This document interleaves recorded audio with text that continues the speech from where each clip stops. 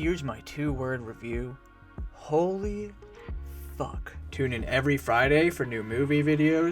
No, but seriously, my god, have I waited for this day. Before I start, there's no spoilers in this first half. I will make it clear when I get to them, but for now, let me tell you guys something. Back in 2013, a 14-year-old kid was just discovering what he loved in this world. He started to watch movies more often, read some comics, build some Lego sets, and watch YouTube all the time. But one thing came about in 2013 on YouTube that really stood out to him. The announcement of Batman v Superman at Comic-Con. Hearing that quote from The Dark Knight Returns filled the kid with so much hype, it was unfathomable. He had never experienced excitement like that in his life. Those Marvel movies came and went, but a Batman film fighting Superman? It was everything he could ever want. So those years were dreadful as he waited, so when the time came, nothing would tarnish his excitement. He went into that film and came out so happy, but that dwindled over time as he had realized how much it failed his strongest desires. Ever since that movie, I've made myself be very cautious going into movies I'm excited for. Hearing a new Batman film was coming once again got me jittery but hesitant. Then news kept coming in. Matt Reeves directing, Robert Pattinson cast as the Batman, Zoe Kravitz as Catwoman, Jeffrey Wright as Gordon, Andy Serkis as Alfred, Paul Dano the Riddler, and one of my favorite working actors today, Colin Farrell as the Penguin, who looks unrecognizable in this movie. The more they developed this film, the more I got excited. Excited like 2013. But it was different. You could tell it would be different. And it was. To be short and concise, this is the definitive Batman film. Don't get me wrong, I love the Dark Knight trilogy, but this is the closest we've ever gotten to those comic book pages. To see the character I love so much come to light the way I've always seen him in my favorite graphic novels gave me chills. In the first 10 minutes I already knew. Everything from the cinematography to soundtrack to action, this is a Batman movie, and one that we've never quite had before. It's dark, gritty, and yet so goddamn full of character. It's everything Gotham is meant to be, everything the Batman is meant to be. The fact that his fighting isn't flawless, that he takes punches, he falls and stumbles and gets knocked down, but he always gets back up and punches harder and stronger than before. I also hope all the Robert Pattinson haters feel stupid right now because this guy understood the assignment. He is my Batman.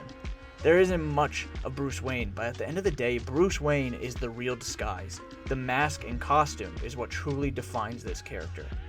The rest of the cast are the best portrayals I've seen of these comic book icons. Zoe Kravitz makes Catwoman her own. She's vulnerable, ruthless, and goddamn, she is sexy. They ain't wrong when they say that the sexual tension between them is steamy. I truly wanted them to get it on. Jeffrey Wright is my fucking Jim Gordon. We have never seen the dynamic of Gordon and Batman like this before. It feels authentic, it feels nuanced, it is a true friendship and partnership, and it is done so well. Paul Dano's Riddler is psychotic and scary.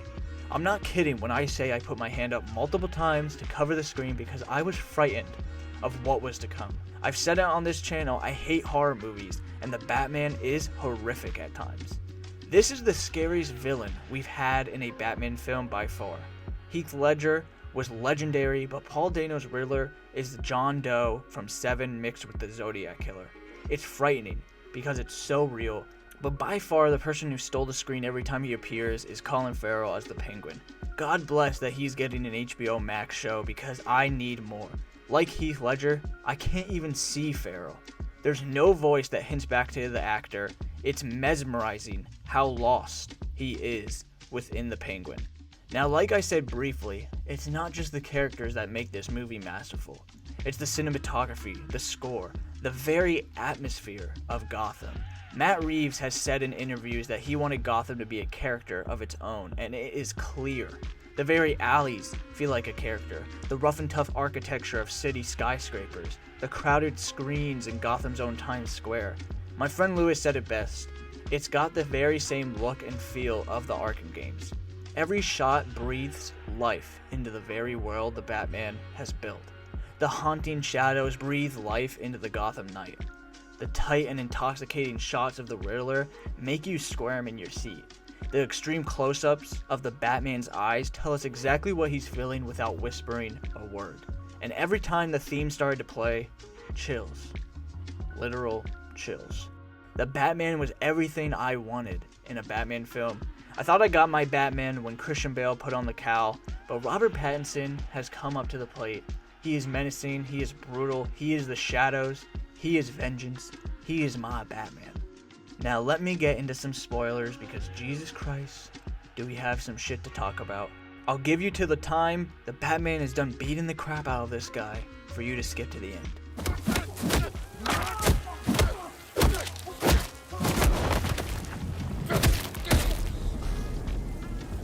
I'm vengeance. I'll start with the beginning. The moment Pattinson starts to narrate and says October 31st, I literally perked up in my seat. Lewis's jaw dropped, and I started to giggle because I was so excited. It's clear the Long Halloween is an inspiration for this film, and starting like that gave me goosebumps. A little theory he and I talked about that I hope could happen is that every film to come is around a different holiday. Just something I would like to see happen. Anyway, the Riddler was portrayed incredibly well. His methods were clearly inspired by Seven and the Zodiac Killer, but the murders themselves were like scenes from Saw movies. They were grotesque, they were shocking. The moment the guy had the cage around him with rats was one of the moments I shielded my eyes because I thought they'd show it. This film doesn't pull its punches, just like Robert Pattinson's Batman. Speaking of his Batman, I'm glad we get more of him and little of Bruce Wayne. This is the definitive Batman movie. Not only because I think it's literally the best, but because it's almost entirely a Batman story. Bruce is rarely in the film. The way Reeves shows the fear Batman puts into the city of Gotham is unlike anything we have seen. When Batman says they think he's in the shadows and they show petty criminals stopping their crimes because the thought of Batman being in the dark corners of the city had me speechless. When he says he is the shadows, that's when I knew. Hell, every time Batman appears on screen, he comes lurking from the shadows. If that ain't the coolest and most badass shit I've ever seen, I don't know what else I'm searching for. The way he fights is visceral and violent, like I said earlier, brutal and raw. My eyes were glued to the screen from the moment it started to the moment it ended. I could have watched a couple more hours. It's a long movie, and you feel it sometimes, but not once did I want it to end. Lewis pointed out towards the end, but when Batman is fighting the Riddler's minions, he's all beat up, and Catwoman gets attacked.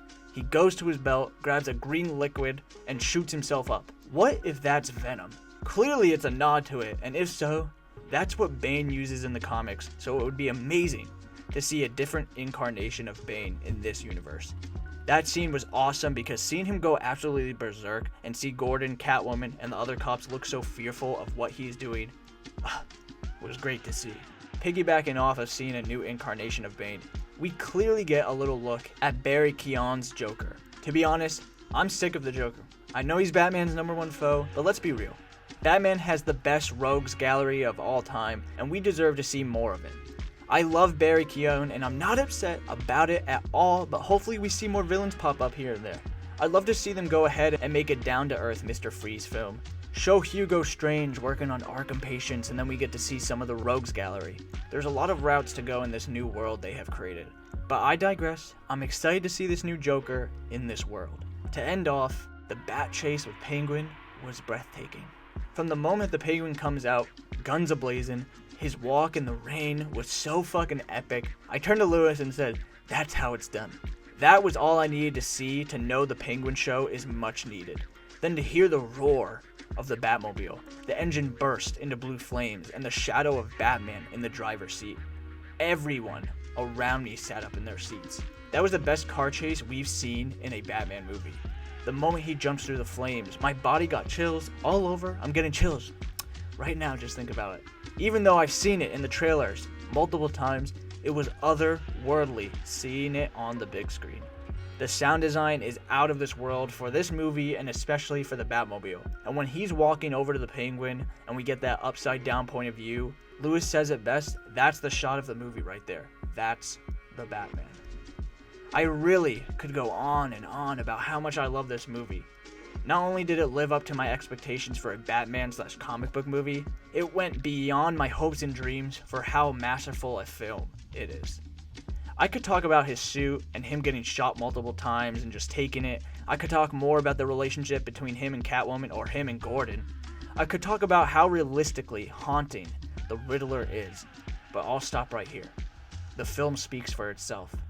This is a must-see if you're a Batman fan. If you don't really care, Lewis said it best again, this will make you one.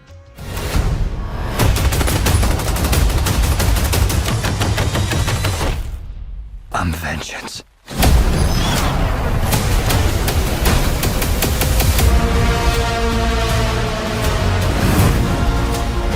What's black and blue and dead all over? You. Dear God. I got you!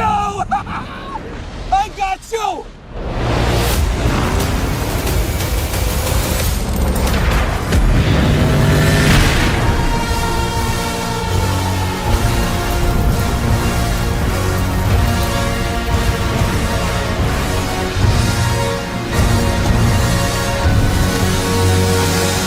Every Friday for new movie videos. Please like, share, and subscribe. Comment down below what other movies you would like me to do videos on. Thank you, Mom, for editing the scripts for my movie essays. I appreciate you. Till next time, thanks for watching. Catch you on the flip side.